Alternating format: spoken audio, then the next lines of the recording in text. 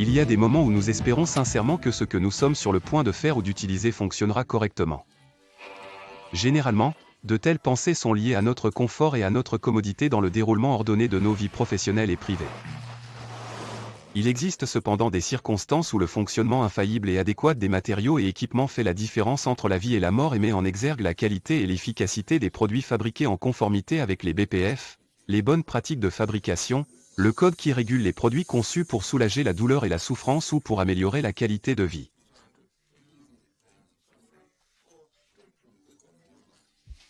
La liste de ces produits est vaste et englobe tout ce que nous utilisons pour soigner ou entretenir nos corps, des médicaments sur ordonnance aux dispositifs médicaux, en passant par les médicaments en vente libre, et même les articles de toilette et les cosmétiques. Bien sûr, à travers une telle gamme de produits, il y a clairement une hiérarchie de risques spécifiques, et toute analyse d'un seul code de conduite devrait être considérée dans cette perspective. Ce qu'ils ont en commun, c'est qu'ils doivent être fabriqués selon des normes de qualité si élevées que les personnes qui les utilisent peuvent être assurées qu'ils fonctionneront correctement et tout aussi important, qu'ils ne seront en aucune manière nuisibles. En bref, ils doivent être aptes à leur usage prévu. Mais comment y parvenir ? Dans ce programme en 9 parties, nous examinons la validation, un outil de qualité GMP clé, en commençant par son contexte, les aspects théoriques de ce qu'elle est, pourquoi elle est, et les principes qui régissent son utilisation. Nous examinons de manière pratique la validation à travers 3 études de cas avant d'examiner son impact sur les ordinateurs, qui sont universellement utilisés pour contrôler de nombreux aspects de l'activité BPF et sont soumis à leurs propres exigences de validation.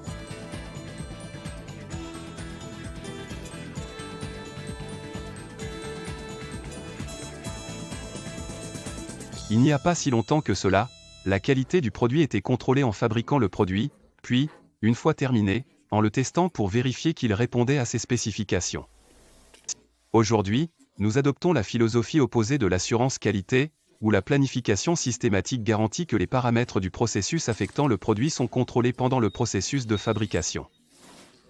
Bien sûr, nous continuons à tester le produit final pour vérifier qu'il respecte ses spécifications. En bref, la qualité est préprogrammée et dépend du personnel formé manipulant des matériaux validés sur des équipements validés, en utilisant des procédures validées, et tout cela dans l'environnement validé approprié. De cette façon, la qualité est intégrée dès le départ, et dès le départ signifie dès le stade de conception, de la conception à la production, des tests de performance à la sortie du produit. Le principe est appelé gestion de la qualité, qui, dans la fabrication des soins de santé, est appelé bonne pratique de fabrication, abrégé en GMP, parfois appelé bonne pratique de fabrication actuelle ou CGMP. À l'origine, il était destiné à être l'élément d'assurance qualité concernant la fabrication de médicaments, mais il est maintenant appliqué à la fabrication de nombreux autres produits de soins de santé et associés tels que les dispositifs médicaux. Cependant, en 1998, l'Administration américaine des aliments et des médicaments, la FDA, a introduit un système d'assurance qualité BPF dédié à la fabrication de la qualité. Nommée Régulation du système qualité ou QSRS, elles adoptent les principes de la norme de gestion de la qualité ISO 9000 et correspondent étroitement au code réglementaire européen CE équivalent.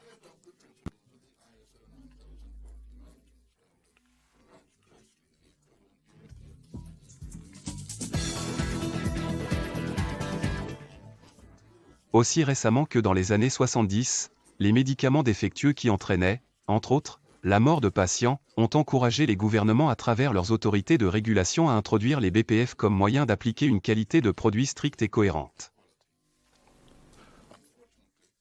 Malheureusement, un problème avec la plupart des produits dont nous parlons est que, réalistes, les tests ne peuvent être effectués que lorsqu'ils sont dans leur état final, et cela nécessite généralement une destruction.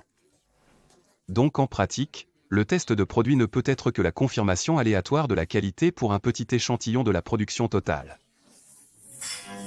Cela souligne la nécessité d'intégrer l'assurance qualité dans le produit pendant son développement, réduisant ainsi la dépendance aux tests après production.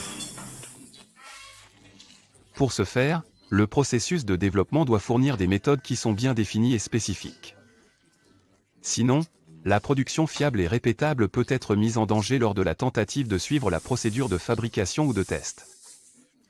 Malheureusement, malgré la reconnaissance des problèmes, c'est un fait qu'encore aujourd'hui, des personnes continuent de tomber malades ou même de mourir des effets de produits défectueux, probablement en raison d'une dépendance persistante aux tests de produits finis. L'objectif universel pour la norme de qualité minimale acceptable est l'échec statistique zéro, où chaque exemple du produit serait fabriqué dans un état adapté à son utilisation prévue. Avec la meilleure volonté du monde, il y a un écart entre les bonnes intentions des fabricants pour la fitness à 100% de leur production et le nombre inévitablement petit d'articles qui peuvent être testés. Cet écart est comblé par le GMP et soutenu par le concept de validation.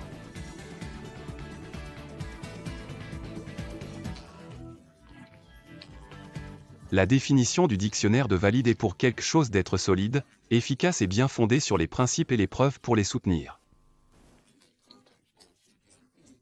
Dans le contexte des BPF, la définition publiée par la FDA de la validation de processus est d'établir des preuves documentées qui fournissent un haut degré d'assurance qu'un processus spécifique produira de manière constante un produit répondant à ses spécifications et caractéristiques de qualité prédéterminées.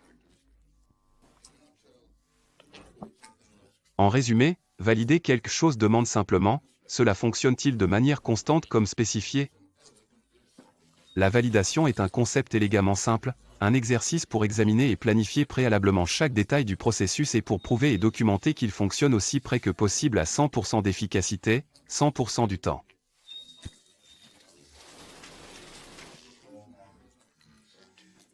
La validation n'est pas nouvelle. Mais parce que de nombreux managers et leurs équipes sont sous pression pour atteindre leurs objectifs commerciaux, ils peuvent parfois considérer la validation comme une interférence avec leur véritable travail quotidien. Avec sa large adoption, la validation peut sembler être la dernière mode, un nouveau terme à la mode présenté comme une panacée universelle ou une solution miracle. Et par conséquent, elle suppose une complexité qui masque son intention simple. Cela est démontré par une surabondance de jargon en constante expansion. Par exemple, validation de la pré-production, validation prospective, validation du processus, validation en cours de processus, validation concurrente, validation post-production, validation rétrospective, revalidation, etc. et ainsi de suite. Compréhensible, cela provoque souvent une réaction négative et fait que les gens se détournent du problème central, qui est que la validation peut et devrait avoir un effet positif sur les objectifs commerciaux. Et bien que ce soit principalement un outil de qualité, en réalité, il procure d'importants avantages économiques, a du sens pour l'entreprise et devrait récupérer ses coûts. Parce qu'une production robuste et fiable, résultat d'une bonne validation, est très rentable grâce à la réduction des défauts de production, des rejets, des défaillances de conception des équipements et des retouches. N'oubliez pas, quelle que soit la procédure, l'exercice de validation ne demande que deux choses. Veuillez prouver puis documenter objectivement que cela fonctionne.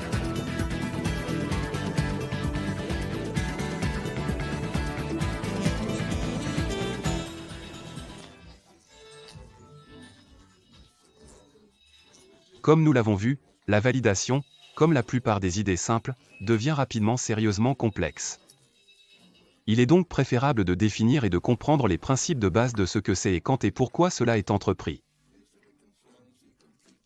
Il est essentiel de comprendre que la validation concerne l'ensemble du cycle de vie du processus de fabrication de chaque produit. Cela signifie que, bien que les étapes de qualification pour valider de nouveaux équipements ou des procédures modifiées soient principalement basées sur un projet, il ne s'agit certainement pas d'un test unique à faire et à oublier pour l'efficacité du processus. Le contrôle de qualité, en comparaison, est une activité continue pour surveiller que les matériaux et les processus sont corrects et ne doit pas être confondu avec la validation. Et, bien sûr, les procédures de contrôle de qualité doivent également être validées. Passons à l'examen de la structure de la validation du cycle de vie du processus de fabrication. Un cycle de production conforme à la CGMP comprend l'approvisionnement en matériaux, leur échantillonnage, les tests et le stockage, divers processus de production individuels suivis par l'emballage, les tests de produits, à la fois chimiques et microbiologiques, et la distribution, conduisant à l'utilisation finale par le client. Ce processus utilise des équipements situés dans un environnement approprié et dépend des services publics, y compris l'eau, la chaleur de processus, les gaz et de plus en plus le contrôle informatique de tous ceux-ci. Les bâtiments, équipements et services nécessitent un entretien sur le cycle de vie. L'équipement et l'environnement doivent être propres selon les spécifications et constamment surveillés pour respecter les niveaux acceptables de critères de contrôle de la contamination microbiologique, chimique et autres. Chacun de ces éléments doit être rassemblé et validé, qu'il s'agisse de la conception et de la construction d'une toute nouvelle usine, d'un nouveau processus dans une usine existante, de l'installation d'un nouvel équipement dans un processus existant, ou simplement d'une nouvelle spécification de matière première, d'une formulation révisée, ou d'un processus.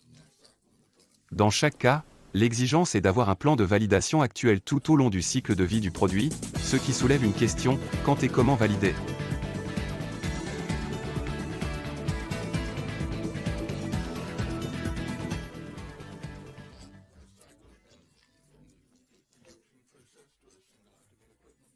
Le cycle de vie de tout, allant du processus de production complet à un simple équipement, commence à son stade de conception, se poursuit pendant le développement à travers la production, et se termine lorsqu'il est retiré du service. Pour y faire face, et en dépit du jargon, il y a essentiellement juste 3 types de validation. Tout d'abord et avant tout, la validation de processus ou simplement la validation, qui décrit l'application principale et est utilisée pour vérifier qu'un processus, principalement pour de nouveaux produits, atteint le résultat pour lequel il a été conçu. La seconde variante est la validation simultanée, normalement entreprise pour une période spécifique pour démontrer que, par exemple, un nouveau système d'eau installé pour approvisionner un processus existant continue de respecter ses paramètres de conception. Le terme validation concurrente est également utilisé pour décrire la période de validation continue d'un processus qui a été modifié, disons, en substituant une force différente à un produit existant pendant la production de routine. La troisième variante, la validation rétrospective, rarement acceptée par les autorités réglementaires et alors seulement dans des circonstances très exceptionnelles, établit des preuves documentaires basées sur l'examen et l'analyse de données historiques qu'un processus existant continue d'être tenté. Elle nécessite l'évaluation d'un très grand nombre de lots consécutifs.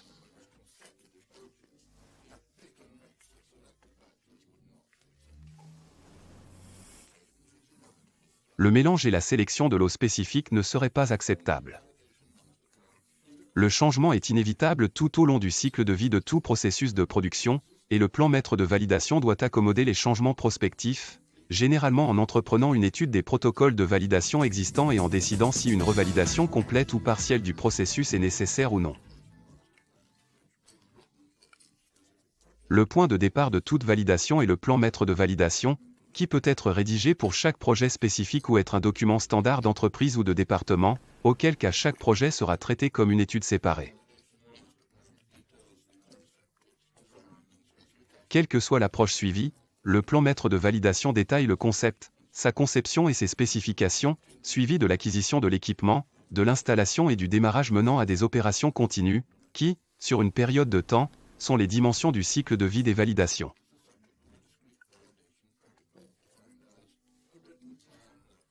Chaque étape est l'objet d'un protocole de validation distinct défini comme un plan écrit qui, lorsqu'il est exécuté, produira une preuve documentée objective qu'un système ou sous-système a été correctement qualifié. À des fins de validation, la qualification désigne la vérification documentée que l'activité pertinente fonctionne comme spécifié. Les protocoles d'amidation sont invariablement des documents exhaustifs qui spécifient tous les aspects du projet et fournissent des critères de qualification détaillés étape par étape, accompagnés de formats de rapport. La meilleure pratique de validation consiste à créer un protocole pour chaque étape afin que le design devienne qualification de design ou DQ. La vérification des spécifications de chaque nouvel élément d'installation et d'équipement est appelée qualification d'installation ou IQ. Et ce qui était autrefois appelé la mise en service pour prouver que ça fonctionne est maintenant la qualification opérationnelle ou OQ. Enfin, la qualification des performances ou PQ fournit une vérification documentée que, dans son environnement de fonctionnement normal, le système intégré fonctionne et produit comme prévu. Les protocoles de qualification, tels que détaillés dans le plan maître de validation, devraient être soumis à approbation et autorisation avant utilisation, et le rapport final doit vérifier que lorsque ces procédures opératoires standards, SOP, sont suivies, l'équipement ou le système fonctionne effectivement comme prévu. La base de tout système de qualité, normes de gestion, assurance qualité, ou BPF, est que chaque processus doit être défini et agit selon des critères d'acceptation préplanifiés appelés le résultat. Le but de la validation est de fournir une assurance de la répétabilité de ce processus, qu'il produira constamment des produits de qualité acceptables. Le plan maître de validation définit chaque aspect du projet et inclut des protocoles écrits pour la DQ, IQ, OQ et PQ, chacun nécessitant la création de SOP appropriés. Cette séquence d'événements devrait s'appliquer à des projets de toute taille, qu'il s'agisse de la construction d'une toute nouvelle usine, d'un système d'eau purifiée, ou d'un nouvel élément d'équipement de production. Les résultats et la preuve de performance proviennent des données de test, de l'étalonnage et des rapports finaux. Pour réaliser cela, deux types de documentation sont employés, ceux qui fournissent des définitions et des instructions appelées SOP et ceux qui enregistrent des faits et les résultats appelés rapports. Outre l'adhésion de l'opérateur à la documentation, un aspect essentiel de toute bonne pratique de fabrication est qu'il y ait une supervision continue et visible ainsi qu'une surveillance de l'assurance qualité des activités quotidiennes. Donc, c'est la théorie. Passons maintenant à l'examen de 3 études de cas, des exemples de validation en pratique.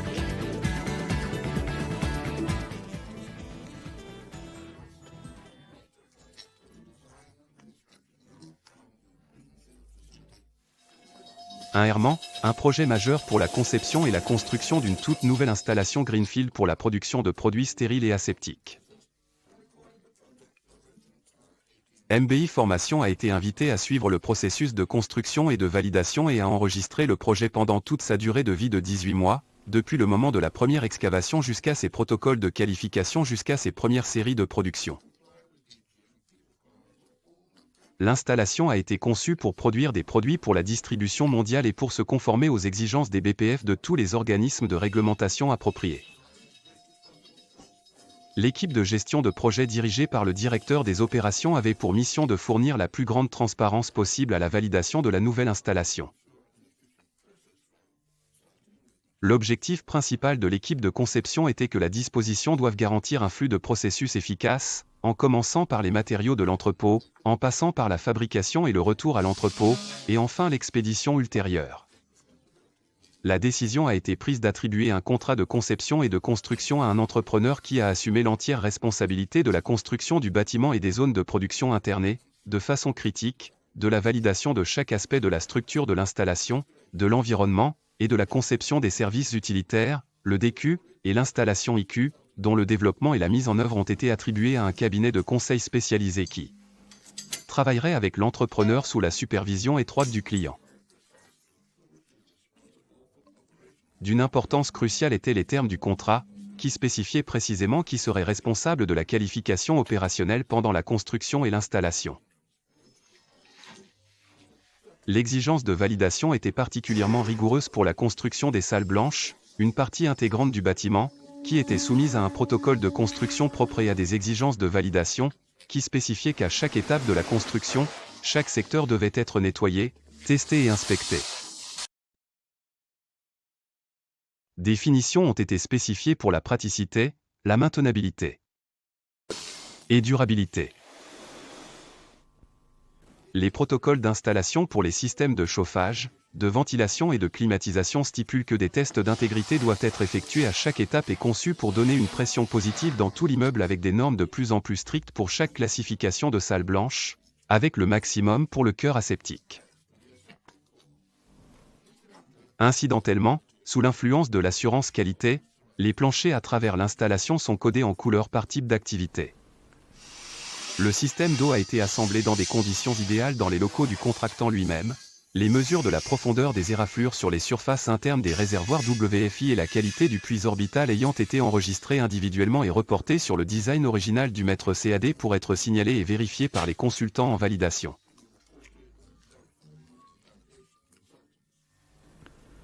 L'installation de la tuyauterie sur site, de l'inclinaison des trajets à l'isolation, a été enregistré par rapport au plan.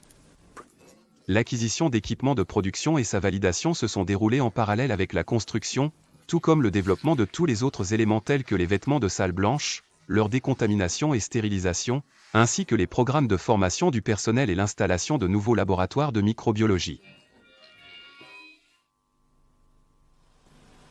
L'étude de ce projet majeur mais pas méga dimensionné illustre vivement que l'interdépendance de l'environnement, du matériel et des services, sans parler des personnes qui y travaillent, nécessite une compréhension généralisée du but de la validation et un engagement sérieux envers celle-ci.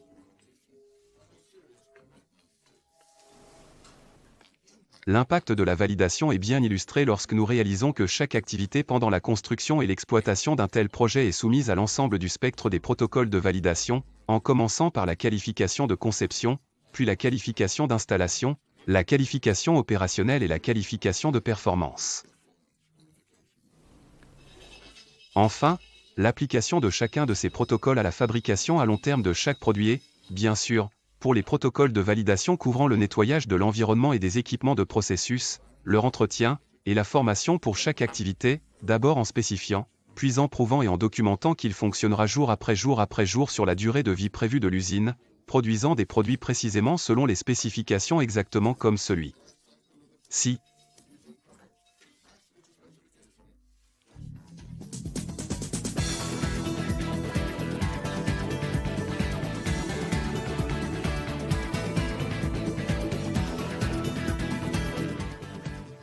La deuxième étude est incluse car elle illustre un projet qui a été soumis à une validation simultanée et a impliqué une surveillance continue du système après la qualification normale IQ, OQ et PQ.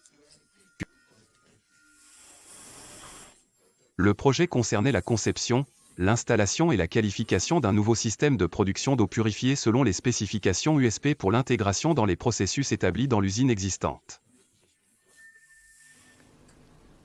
Il a suivi la convention avec le développement de DQ, incluant les définitions de système, les spécifications et les attributs physiques correspondant aux spécifications d'équipement et à la conception de l'usine. La construction de l'installation et l'installation des équipements ont été suivies par la qualification d'installation de l'équipement. Des tests de qualité de l'eau provenant de la nouvelle installation ont été effectués à des intervalles prédéterminés pendant l'intégration du système et lors des tests de qualification de performance. Avant et pendant ces phases, le processus existant a été validé de manière rétrospective afin que des données complètes sur les performances opérationnelles puissent être alimentées dans la base de données. Les protocoles de validation concurrentielle demandaient de tester l'eau suivie par l'acceptation PQ à des fréquences moindres pour vérifier qu'elle continue de répondre aux spécifications. En pratique, il est apparu clairement qu'il y avait, en fait, des variations saisonnières de la qualité de l'eau entrante. Et pour les surmonter, une filtration supplémentaire a été installée.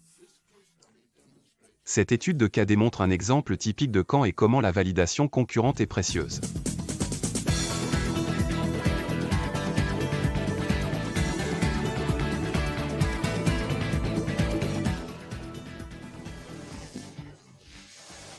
Notre troisième exemple concerne la validation de la production de comprimés fabriqués pour une autre entreprise. Dans cette étude de cas, l'usine est bien établie, l'équipement déjà installé, tandis que le processus est pratiquement identique à celui du produit générique très similaire du fabricant. Même les matériaux du produit proviennent des mêmes fournisseurs. Mais l'ensemble du processus GMP doit être validé afin de prouver que le nouveau produit sera adapté à son objectif prévu tel que défini par son autorisation de commercialisation. La création de protocoles de validation est une fonction du département de développement qui, dans ce cas, peut s'appuyer fortement sur les données historiques pour établir les critères nécessaires. L'analyse a indiqué un besoin de revalidation, qui a couvert une gamme d'activités et aurait pu inclure des méthodes de nettoyage, des techniques de prélèvement, des essais, des échantillonnages de matériaux, la distribution, le mélange, la granulation, la compression et le revêtement si nécessaire. À chaque étape, le département de contrôle de qualité a vérifié que le produit répond à ses spécifications physiques et de formulation.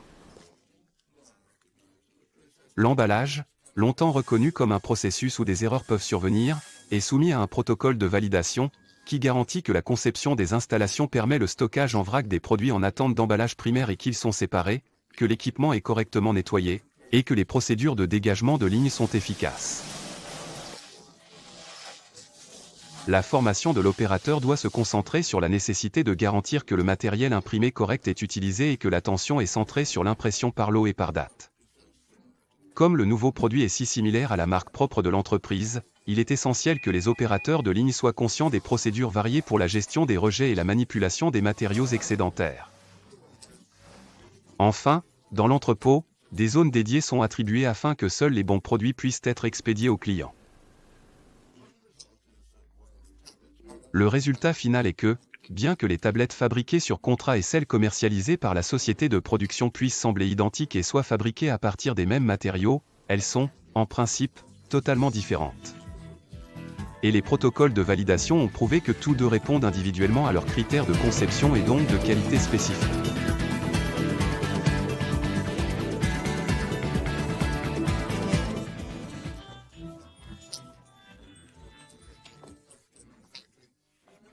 La fabrication moderne de soins de santé réglementés par les GMP n'est rendue possible qu'avec l'utilisation de plus en plus répandue des ordinateurs, qui ont un impact considérable sur le contrôle de la production et mettent encore plus l'accent sur une validation efficace.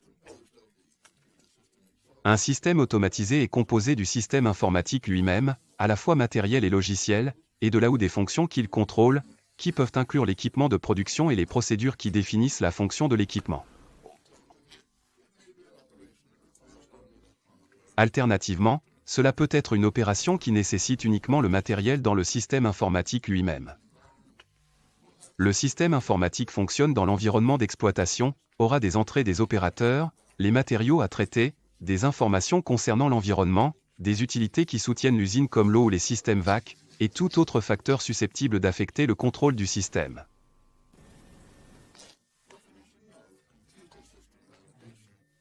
La définition de la validation de système informatique est très proche de celle de la validation de processus, à savoir établir des preuves documentées qui offrent un haut niveau d'assurance qu'un système spécifique lié à l'ordinateur fonctionnera de manière cohérente conformément aux spécifications prédéterminées.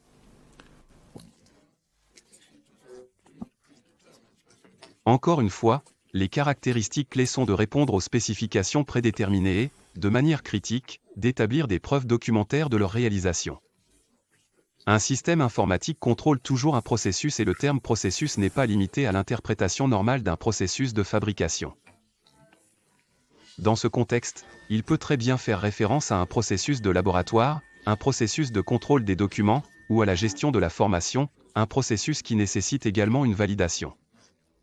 Dans de nombreux cas, un ordinateur et un système de contrôle seront installés pour automatiser une opération manuelle existante comme le contrôle des stocks, ou peuvent être utilisés pour contrôler une seule machine, une ligne de production complète, voire une usine entière.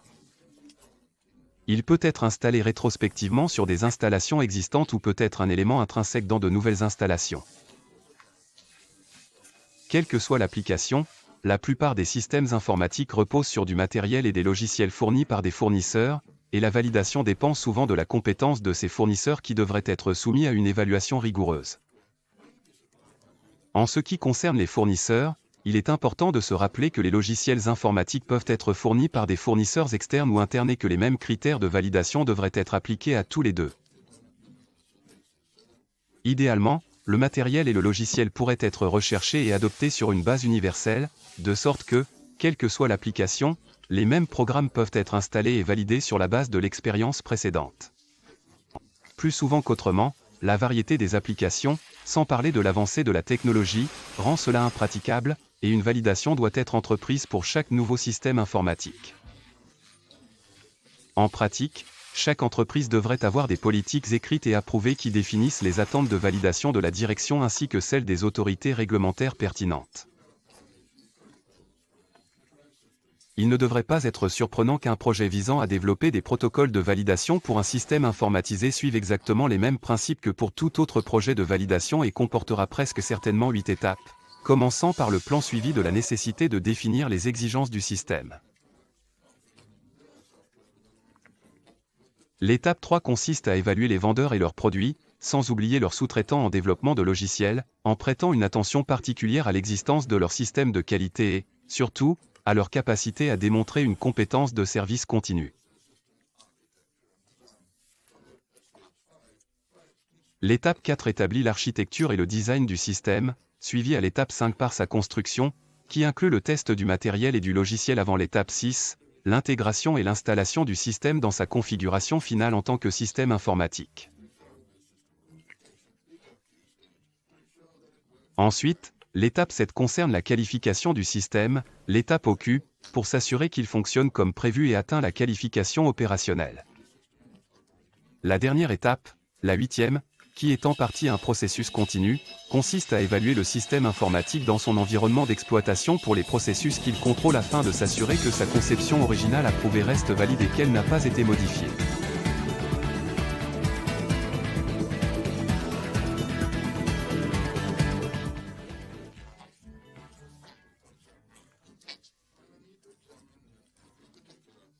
La validation est un concept simple rendu complexe par la nécessité d'examiner en détail tous les processus individuels et combinés pour prouver et documenter qu'un processus fonctionne. Elle aborde tous les paramètres critiques nécessaires au bon fonctionnement d'un processus, y compris l'environnement, chaque élément d'équipement, les matériaux, le processus lui-même, l'emballage, les actions correctives, le nettoyage de l'environnement et de l'équipement, les procédures de maintenance, et tout cela, y compris les vêtements des personnes qui l'opèrent.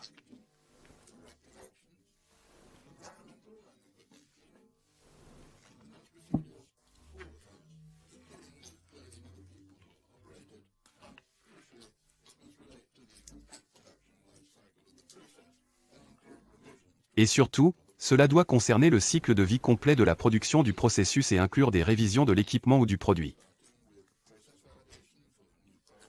Il existe essentiellement 3 types de validation, commençant par la validation de processus pour les nouveaux produits ou processus, la validation simultanée concernant des processus continus spécifiques, et, rarement, la validation rétrospective qui concerne les processus existants.